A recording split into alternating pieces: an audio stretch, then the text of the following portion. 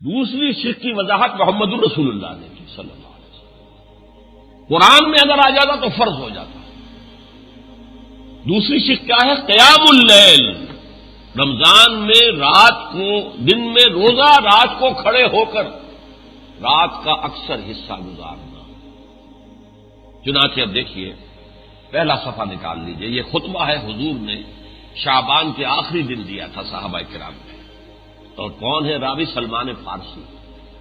ان کو اس قدر قرب تھا اور حضور کو ان سے اتنی محبت تھی کہ آپ نے فرمایا سلمان منا اہل البیت، سلمان بھی ہمارے اہل بیت میں سے ہے. تو وہ راوی ہے کہ قال خطبنا رسول اللہ صلی اللہ علیہ وسلم فی آخر یوم من رمضان. ہمیں خطبہ ارشاد فرمایا اللہ کے رسول صلی اللہ علیہ وسلم نے شعبان کے آخری دن. فقال، اور فرمایا یا ایھا الناس قد اظلکم شہر عظیم، تم پر ایک بہت عظمتوں والا مہینہ سایہ فگن ہو گیا ہے.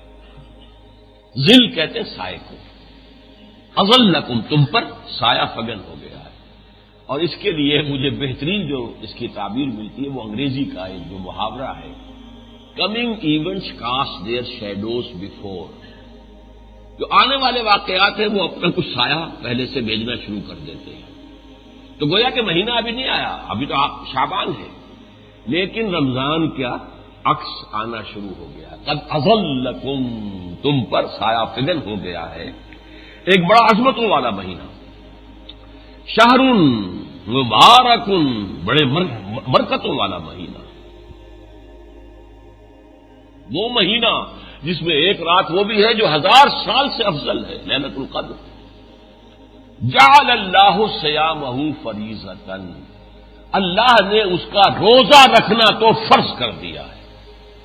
وقیام لیلہ تطوعا، اور راتوں کو کھڑا رہنا تمہاری مرضی پر چھوڑ دیا.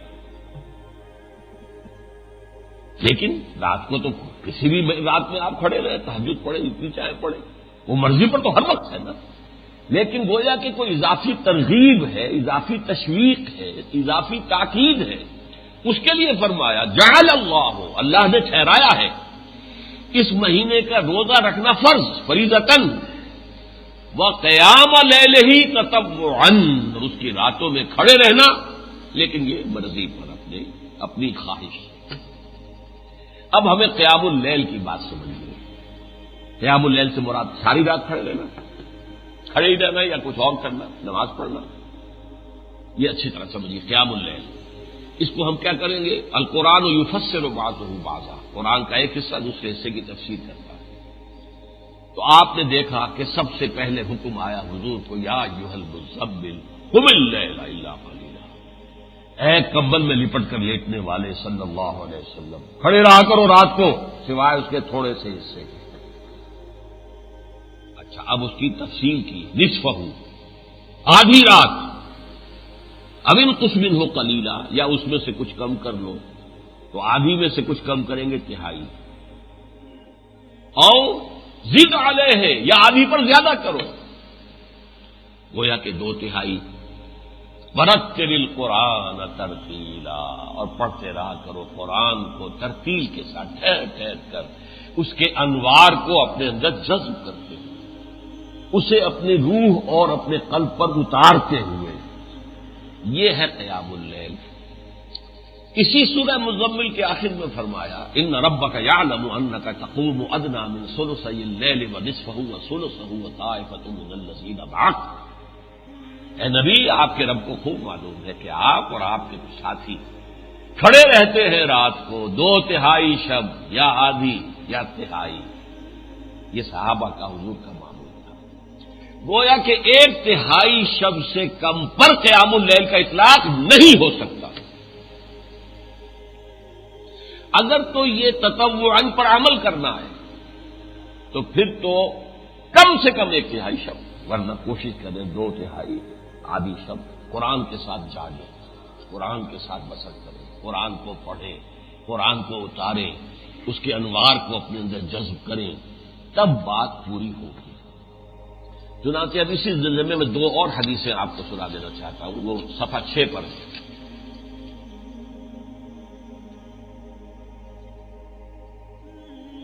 پہلی کیا ہے؟ ان عبداللہ ابن عمرو بن العاص رضی اللہ تعالی عنہما ان رسول اللہ صلی اللہ علیہ وسلم قال، عبداللہ ابن عمرو بن العاص فرماتے ہیں رضی اللہ تعالی عنہما کہ حضرت محمد صلی اللہ علیہ وسلم نے فرمایا، الصیام والقرآن یشفعان للعبد، قرآن اور روزہ بندے کے حق میں شفاعت کریں گے، سفارش کریں گے۔ یقول الصیام، روزہ یہ کہے گا، اے رب پروردگار، منعتہ الطعام والشہوات بالنہار، میں نے تیرے اس بندے کو دن کے وقت کھانے پینے سے اور شہوت کا قضا کرنے، شہوت رانی کرنے سے روکے رکھا، فشفعنی فی، میری وجہ سے روکا رہا نا، تو اللہ میری شفاعت اس کے حق میں قبول فرما۔ قرآن کیا کہے گا؟ وَيَقُولُ الْقُرْآنُ مَنَعْتُهُ النَّوْمَ بِاللَّيْلِ، میں نے روکے رکھا اسے نیند سے رات کے وقت۔ اب بتائیے آپ 1 گھنٹے میں یا پونے گھنٹے میں جو تراویح پڑھ لیتے ہیں، اس میں سے آپ کی نیند میں سے کوئی کمی ہوتی ہے؟ 11 بجے سے پہلے تو کوئی سوتا ہی نہیں، رات ہی نہیں ہوتی، تو کہاں سے نیند آپ نے کوئی قربانی دی نیند کی؟ ہاں، تہائی یا آدھی یا 2/3 رات اگر جاگیں گے تو نیند کی قربانی ہوگی۔ تو منعتہ النوم باللیل فشفعنی فیہ، تو میری شفاعت اس کے حق میں قبول فرما۔ فیشفعان، اور حضور نے فرمایا ان دونوں کی شفاعت قبول ہو جائے گی، آمین یا رب العالمین۔ اگلی حدیث دیکھیے، 2 چیزیں بالکل پیرلل ہیں۔ عن ابی ہریرہ رضی اللہ تعالی عنہ قال قال رسول اللہ صلی اللہ علیہ وسلم، من صام رمضان ایمانا واحتسابا غفر له ما تقدم من ذنبه ومن قام رمضان ایمانا واحتسابا غفر له ما تقدم من ذنبه، جس نے روزے رکھے رمضان میں اور ایمان بھی تھا، احتساب کے 2 ترجمے ہیں۔ ایک تو یہ کہ اس کا بدلہ چاہنے کے لیے، امید میں کہ اللہ مجھے اجر دے گا، اور ایک احتساب کی معنی ہے احتساب نفس، کہ روزہ رکھ کر انسان اپنے نفس کا بھی احتساب کرتا رہے۔ یہ نہ ہو کہ روزہ بھی رکھا ہوا جھوٹ بھی بول رہا ہے، روزہ بھی رکھا ہوا دھوکہ بھی دے رہا ہے، روزہ بھی رکھا ہوا اور سودی کاروبار بھی کر رہا ہے، تو پھر وہ روزہ کہاں ہوا؟ اس کے لیے اگلے صفحے پر 3 حدیثیں ہیں کہ کتنے ہی لوگ وہ ہیں جنہیں روزے سے سوائے بھوک اور پیاس کے کچھ حاصل نہیں ہوتا، نہ تقوی حاصل ہوتا ہے، نہ کوئی اللہ کا قرب حاصل ہوتا ہے۔ کم من صائم لیس له من صومه الا الجوع، اور فرمایا من لم یدع قول الزور والعمل به فلیس للہ حاجۃ ان یدع طعامه وشرابه، جس شخص نے جھوٹ بولنا، جھوٹ پر عمل کرنا نہیں چھوڑا، تو اللہ کو کوئی ضرورت نہیں ہے کہ کھانا پینا چھوڑ دے۔ فاقہ کر رہا ایسا کچھ حاصل نہیں، روزہ تو نہیں ہے۔ تو اس کو سمجھ لیجیے اچھی طرح۔ اسی طریقے سے اگر کوئی شخص بس وہ رٹی رٹائی سی کوئی چیز سن رہا ہے، قرآن نہ سمجھا، نہ اس پر کوئی غور کیا، تو وہ رات کا جاگنا بھی بیکار ہے۔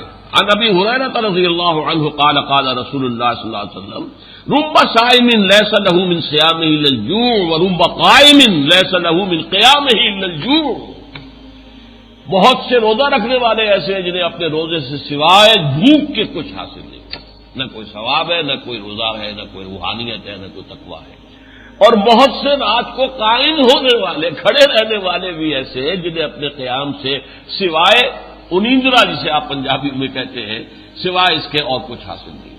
نیند تو گئی، ملا کچھ نہیں۔ وہ تو قیام بالقرآن ہوگا جب قرآن آپ کے ذہن میں اترے، آپ کے قلب پر اترے، آپ کے اندر اس کے انوار جذب ہو، تب تو کوئی فائدہ ہے، ورنہ تو کوئی فائدہ نہیں۔ تو آپ نے یہاں دیکھا من صام رمضان ایمانا واحتسابا غفر له ما تقدم من ذنبه ومن قام رمضان ایمانا واحتسابا غفر له ما تقدم من ذنبه، تو صام قام برابر۔ کتنے ہی روزے والے دار ایسے ہیں جنہیں روزے سے بھوک کے سوا حاصل نہیں ہوتا، کتنے ہی رات کو کھڑے رہنے والے ہیں جنہیں سوائے رات کو جاگنے کے اور کچھ حاصل نہیں ہوتا، جو اپنی بے خوابی کے سوا اور کچھ حاصل نہیں ہوتا۔ اب اس پر غور کیجئے کہ اصل میں اس کا حل کیا ہے۔ دیکھیے، نمبر 1 بات، حضور کے زمانے میں کوئی نماز تراویح نہیں تھی، کوئی باجماعت نماز، بلکہ تشویق تھی، اپنے طور پر کھڑے رہو، پڑھو، جاگو، قرآن سمجھو، غور کرو، تدبر کرو، یہ بھی ہے۔ حضرت ابوبکر کے زمانے میں بھی نہیں کی. حضور نے البتہ 3 مرتبہ تراویح کہہ لیں نماز نوافل پڑھائے ہیں، لیکن وہ تہجد کے وقت 8 پڑھائے ہیں. تہجد کے وقت وہ آپ کی تہجد تھی جس میں 8 ہی نفل ہوتے تھے ہمیشہ. 8 نفل 3 وتر 11 رکعتیں حضور کی تہجد تھی. ایک رمضان مبارک میں آپ نے 3 رات جماعت کرا دی تہجد رمضان میں. چوتھی رات لوگ حضور برآمد نہیں ہوئے، لوگ کھنگارتے رہے کچھ کہ شاید حضور کی آنکھ نہیں کھلی ہے، کیا ہوا ہے. تو اپنی آوازیں، گجرا تو ساتھ ہی تھا، وہ تو ایک دیوار بیچ کی بات تھی. حضور نہیں برآمد ہوئی. صبح آپ نے فرمایا دیکھو میں اگر مسلسل تمہیں یہ نماز پڑھاتا تو یہ تم پر فرض ہو جاتی، اور یہ تمہارے لیے بہت مشقت والی بات ہے، کیونکہ غریب بھی ہیں، امیر بھی ہیں، دن بھر مشقت کرنے والے بھی ہیں. وہ دن کا روزہ ہی رکھ لیں بہت بڑی بات ہے. مزدور جو بیچارہ تعمیر کے اندر لگا ہوا ہے، ایک کسی چلا رہا ہے، اب وہ رات کو بھی جاگے 2/3 1 تہائی آدھی رات نہیں. تو میں نے اس لیے اسی حدیث کو پکڑ کر اہل حدیث بیٹھے ہوئے ہیں 8 رکعت ہے تراویح. تو حالانکہ بھائی اگر تو یہی حدیث آپ کو لینی ہے تو پھر صرف 3 دن تراویح پڑھیں، اور پڑھے بھی تہجد کے وقت. صرف 8 کا عدد لے لیا، یہ بات غلط ہے. ہوا کیا کہ حضرت عمر کے زمانے میں حضرت عمر ایک دفعہ مسجد نبوی میں داخل ہوئے. آپ نے دیکھا کچھ لوگ ایک کونے میں کھڑے ہیں، سب حافظ تو تھے نہیں. تو ایک حافظ صاحب قرآن پڑھ رہے ہیں، باقی 4 8 10 12 آدمی اس کے ساتھ کھڑے ہیں، سن رہے ہیں. لاؤڈ سپیکر ہوتا ہی نہیں تھا کہ ایک کی آواز پوری مسجد میں گونج رہی. کوئی ادھر کھڑے ہوئے، کوئی ادھر کھڑے ہوئے، گروپس کے اندر لوگ کھڑے ہوئے تھے. تو حضور نے فرمایا، حضرت عمر نے فرمایا کہ کیوں نہ ان کو ایک امام کے پیچھے جمع کر دیا جائے. آپ نے فیصلہ کیا کہ عشاء کے فوراً بعد 20 رکعت نماز سب مل کر باجماعت ادا کریں. یہ اجتہاد ہے عمر فاروق کا رضی اللہ تعالی. اور ہمارے چاروں مسلک جو ہیں اہل سنت کے جو فقہی ہیں، حنفی، مالکی، شافعی، حنبلی، سب اس پر متفق ہیں. یہ اہل حدیثوں نے نئی بات نکالی.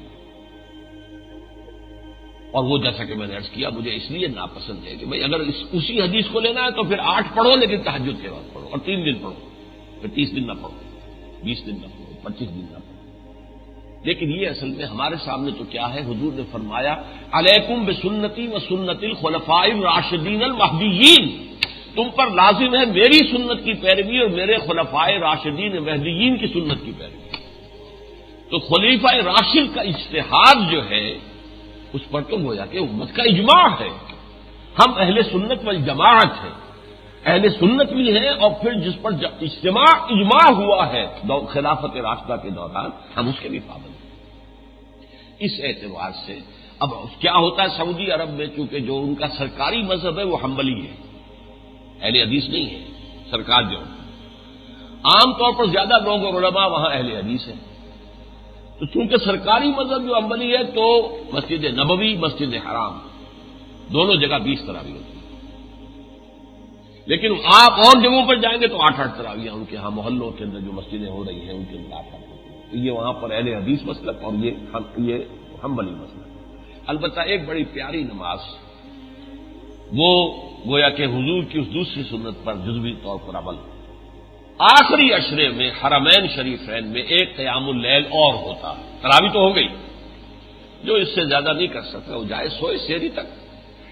لیکن اب وہ نصف شب کے بعد کھڑے ہوئے، اس کو کہتے ہی قیام اللیل. وہ رات کو کھڑے ہو کر 3 پارے پڑھتے ہیں 8 نوافل کے اندر، اور ایک اضافی ختم قرآن ہو جاتا ہے. سن 71 میں نے اس میں شرکت کی ہے، اس کی لذت مجھے آج تک یاد ہے. وہ وقت جو ہوتا ہے وہ تہجد کا وقت ہے. اس میں جو ہے یہ 10 رکعتوں کے اندر 8 رکعتوں کے اندر 3 پارے، 3 سوا 3 ساڑھے 3 پارے ہوتے. اچھا اب یہ جو 2 گنا پروگرام ہو گیا، دن کا روزہ، رات کا قرآن، قیام بالقرآن، اس کا حاصل کیا ہے؟ پہلا حاصل تو یہ ہے کہ تمہارے اندر قرآن کی عظمت جاگزین ہو جائے گی، لعلکم تشکرون، تاکہ تم شکر کر سکو. ہماری پیاسی روح جو ہے اس کو پانی ملے گا. جیسے ہمارا جسم ہے وہ زمین سے آیا ہے نا، بھوک پیاس لگتی ہے تو ہمیں اسی زمین سے آنے والا پانی اور ہماری خوراک یہیں سے آ رہی ہے، چاہے ہم نے گیہوں کھایا ہو یا چاول کھائے ہو، اور بکری کا گوشت کھایا ہو تو بکری نے بھی تو وہی گھاس پات کھایا ہے، پتے کھائے۔ ایک ہماری روح ہے، وہ اللہ کے پاس سے آئی ہے، ہم تو یہاں سے آئے، منہا خلقناکم وفیہا نعیدکم، دوبارہ ہم اسی میں چلے جائیں گے، ومنہا نخرجکم تارۃ اخری، قیامت کے دن یہیں سے دوبارہ اٹھا لیے جائیں گے۔ روح انا للہ و انا الیہ راجعون، روح اللہ کے پاس سے آئی ہے۔ یسألونک عن الروح قل الروح من امر ربی، یہ زمین میں دفن ہونے والی شے نہیں ہے، نہ زمین کی شے ہے، یہ زمینی نہیں آسمانی شے ہے، اور وہ وہیں لوٹ جاتی ہے۔ انا للہ و انا الیہ۔ اچھا، اس روح کو بھی تو کوئی ضرورت ہے نہ کچھ غذا چاہیے اس کو، ہماری توجہ ہی نہیں ہوتی، ہمیں جسم کی تو ہر وقت فکر ہے، بھوک لگ رہی ہے تو فوراً کھانا بھائی جلدی کوئی لاؤ، کوئی شہوت ہے تو اس کا تقاضا جو ہے وہ پورا کیا جائے۔ تو یہ جسم کے تقاضے ذرا سی پن سے نکل آئے، چھلوری کہتے ہیں اس کو، انگلی کی ٹپ کے اوپر تو وہ اتنی تکلیف سے ہوتی ہے، فوراً جاتے ہیں چیرا لگواتے ہیں، چاہے رات کو جگانا پڑے ڈاکٹر، دانت میں درد ہو جائیں گے اور توڑ دیں گے دروازہ ڈینٹسٹ کا اگر وہ نہیں نکلے گا گھر سے۔ تو یہ تو ہم نے اپنے جسم کی فکر کی، روح کی کوئی فکر کی وہ ہم نہیں کرتے۔ تو روح جو ہے وہ دب جاتی ہے، مزمحل ہو جاتی ہے، کمزور ہو جاتی ہے، بے ہوش ہو جاتی ہے، یہاں تک کہ مر بھی جاتی ہے۔ اسی لیے قرآن کہتا ہے یہ مردہ ہے، انہیں زندہ نہ کہو اے نبی، یہ مردہ ہے، جان ان میں ہے، روح نہیں ہے، روح مر چکی ہے، روح ان کے دلوں کے اندر دفن ہو چکی ہے، ان کے دل جو ہے وہ مقبرے ہیں روحوں کے۔ یہ روح اگر ابھی مری نہیں ہے، کمزور ہے، تو اسے غذا دیں گے آپ تو اس کے اندر بھی طاقت آئے گی۔ جس طرح جسم کی غذا زمین سے آتی ہے، روح کی غذا آسمان سے آتی ہے، وہ خود آسمان سے آئی ہے، وہیں سے اس کی غذا آئی۔ قرآن اس کی غذا ہے۔ اس قرآن کے ذریعے سے راتوں کو کھڑے رہ کر اس روح کو تقویت دو، اسے تکڑا کرو، اسے مضبوط کرو، اس کو تقویت دو، اس کو تغذیہ دو، غذا قرآن۔ اس کے سوا مرغن کھانے سے روح تو دب جاتی ہے، وہ ابھرتی نہیں ہے، جتنا نفس کا دباؤ بڑھے گا روح اتنی دب جائے گی۔ آپ نے دن بھر روزہ رکھا، جسم کو کچھ نہ کچھ تو مزمحل آدمی ہو جاتا ہے، چاہے سردی کا روزہ ہو، شام کے وقت جو ہے ایک اسبلال ہوتا ہے۔ اچھا، روح کو یہ وزن کم ہوا اگر جسم کا تو روح کو کچھ ریلیف ملا، اٹھی، پھر آپ نے اس کو رات کو کھڑے ہو کر قرآن کا کہ آبیاری قرآن کے ذریعے سے کی، وہ تر و تازہ ہو گئی۔ جب وہ تر و تازہ ہو جاتی ہے تو پھر وہ اپنے رب کی طرف متوجہ ہوتی ہے۔ یہی وجہ ہے کہ آگے فرمایا وَإِذَا سَأَلَكَ عِبَادِي عَنِّي فَإِنِّي قَرِيبٌ، اے نبی جب میرے بندے آپ سے میرے بارے میں پوچھیں تو ان کو بتا دیجئے میں قریب ہی ہوں، کہیں دور نہیں ہوں۔ اجیب دعوت الداعی اذا دعان، میں ہر پکارنے والے، دعا کرنے والے کی دعا کو سنتا ہوں، قبول کرتا ہوں، جب اور جہاں چاہے پکارے۔ اس میں ایک تو بہت بڑی آزادی ہے، میگنا کارٹا ہے، بہت بڑی آزادی۔ ایک میگنا کارٹا مشہور ہے نا، حقوق، سیاسی حقوق۔ ایک میگنا کارٹا ہے مذہبی استحصال سے نجات۔ ایک استحصال ہوتا ہے سیاسی، ایک ہے مذہبی۔ یہاں جو پیر بزرگ دفن ہیں وہ بڑے اونچے رتبے والے ہیں، یہاں چادر چڑھاؤ، یہاں کچھ ہمیں پیسے دو، ہم مجاور ہیں، تو تمہاری دعا اللہ سنے گا۔ یہ کیا ہو رہا ہے؟ یہ بڑا بت جو ہے جو سومناتھ میں ٹنگا ہوا تھا، یہ اس کا کرنا، پجاری پروہت بیٹھے ہوئے ہیں، ان کی مٹھیاں گرم کرو، وہاں چڑھاوے چڑھاؤ، وہاں پیسے دو، خزانے کے اندر بے شمار پیسہ جمع تھا اس کے اندر، جو پھر محمود غزنوی جو ہے وہاں سے لے کر گیا۔ یہ ہے مذہبی۔ اور عجیب بات ہے، لطیفہ بھی ہے، یہ جو مذہبی استحصال کرنے والے ہیں وہ سب پے سے بنے، پجاری پروہت پنڈت، پی ہو گیا، آگے پیر، پیٹریٹس آ گئے، پارلیمنٹیرین، اس سے آگے پوپ، یہ سب پے ہے نا، 5 پے جمع کر دی میں نے آپ کے سامنے۔ یہ صورتحال جو ہے یہ استحصال ہے. اللہ کہتا ہے میرا در ہر وقت کھلا ہے، جب چاہو مجھ سے بات کرو. نماز پڑھنے کے لیے تو وضو کی ضرورت ہوگی، قرآن کی تلاوت کے لیے وضو کی ضرورت ہوگی، مجھے پکارنے کے لیے وضو کی ضرورت نہیں، جب چاہو.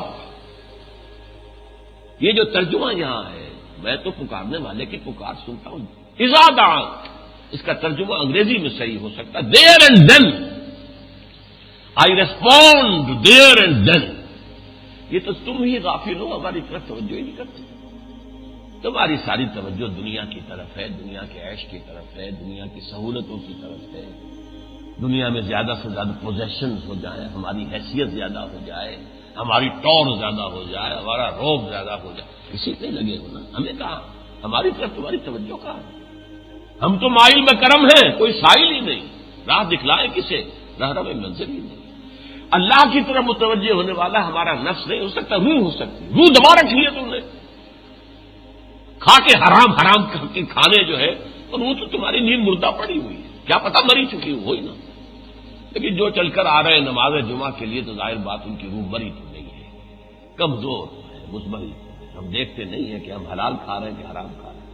ہم نے بینک سے قرضہ لے کے مکان تو بڑا شاندار بنا لیا، لیکن یہ حلال ہے؟ یہاں ایک ایک لمحہ ہمارا جو گزر رہا ہے وہ حلال زندگی ہے یا حرام لمحہ گزر رہا ہے؟ ایک ایک لمحہ. بینک سے لے کے ہم نے بہت بڑا کاروبار بنا لیا، لیکن یہ حرام ہے.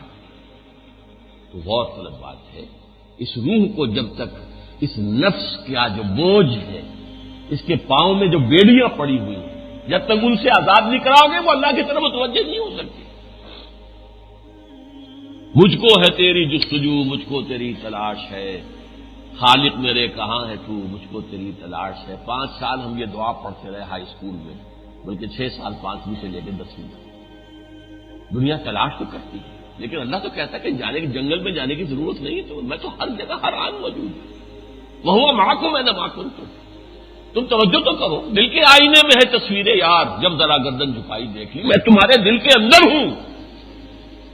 یہ جو روح ہے تمہارے اندر جس کا مسکن ہے قلب، یہ میں ہی تو ہوں. روح کا تعلق جو ہے اللہ تعالیٰ کی ذات کے ساتھ بالکل وہی ہے جو سورج کی کرن کا ہے سورج کے ساتھ. کروڑ میل چلی آ رہی ہے وہ کرن، لیکن کیا سورج سے تعلق کٹ گیا اس کا؟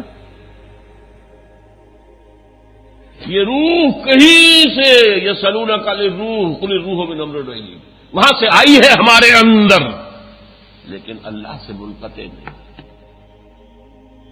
منقطع کب ہوتی ہے؟ جب اپنے گناہوں سے، اپنی غفلت سے اپنے دلوں کو سیاہ کر لیتے، سخت کر لیتے. حضور نے فرمایا دل ایسے بند ہو جاتا ہے.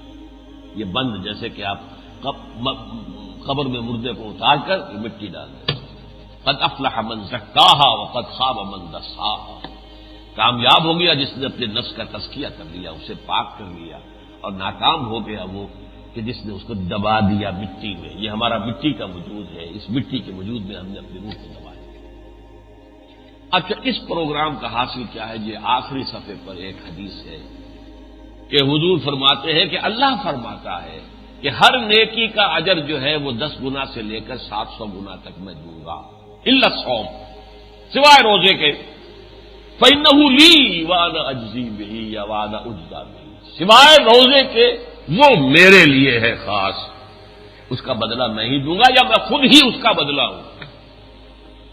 اس پر میرا کتابچہ ہے عظمت صوم، پھر عظمت صیام و قیام قرآن کے یہ رمضان مبارک، اور مسلمانوں پر قرآن مجید کے حقوق.